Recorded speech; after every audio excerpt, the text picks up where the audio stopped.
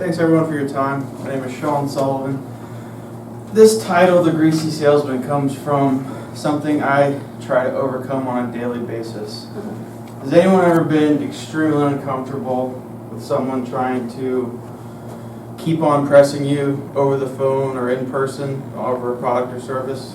Probably everyone. Where you got to that point where you want to just smack them in the face. So those people in general give a negative connotation to the industry overall. And that's what I would like to talk about.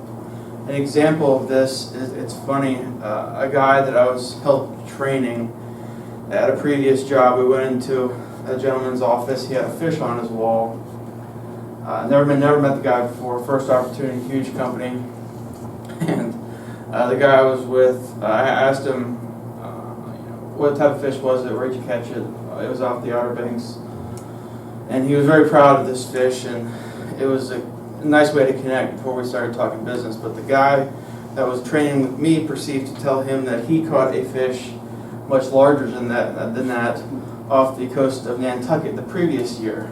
And I just looked at him and I was like, are you serious? And the meeting lasted maybe 2 minutes longer. So he didn't make it too long in that position, and I never went out with him again. But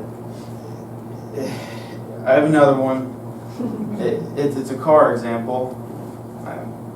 Don't mean to pick on car salesmen in general. Just curious, is anyone in here a car salesman? Okay. So I went to the Johnson Lexus a few years back.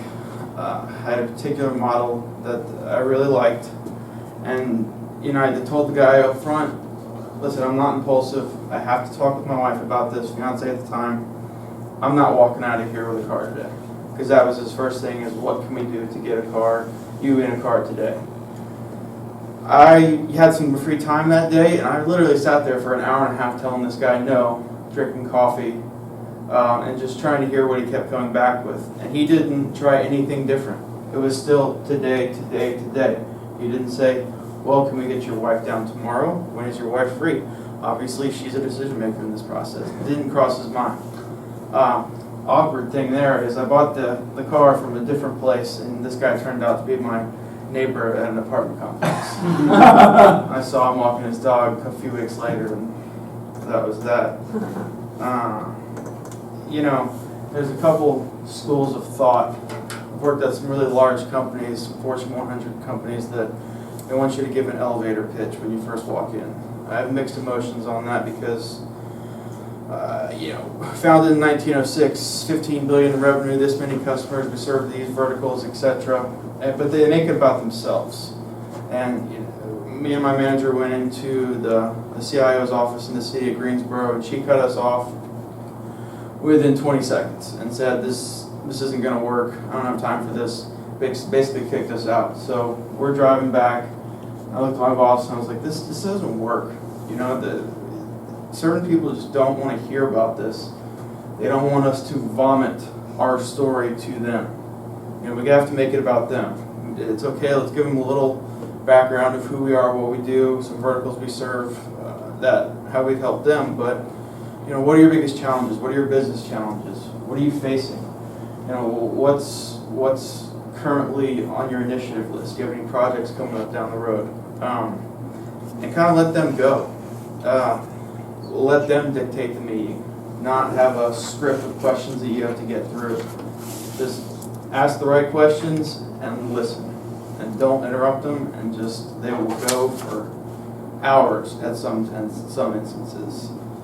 But that's what I've found. It's funny because every role I've been in, after the first 6 months or so, someone will come up and say, you're not being aggressive enough. You need to be more aggressive with these people. And then once the POs start coming in, months later, they stop that and say, all right, we're okay with this consultative approach. Because most people have that type A, don't take no for an answer type of guy. I'm going to call you every single day until you buy something, as opposed to throwing out lunch, inviting them to a Hurricanes game, finding other ways. I think what I'm trying to convince you all today is that both approaches work. That mine, I think, is a better approach. In the long run, an introvert can succeed in sales and build better relationships with their customers in the long term. So in conclusion, it's obviously up to you if you're convinced or not. But what I want to portray is that not all salespeople have to have that fit in that certain mold to be successful. That the consultative approach, I think, is the best model. And thank you for your time.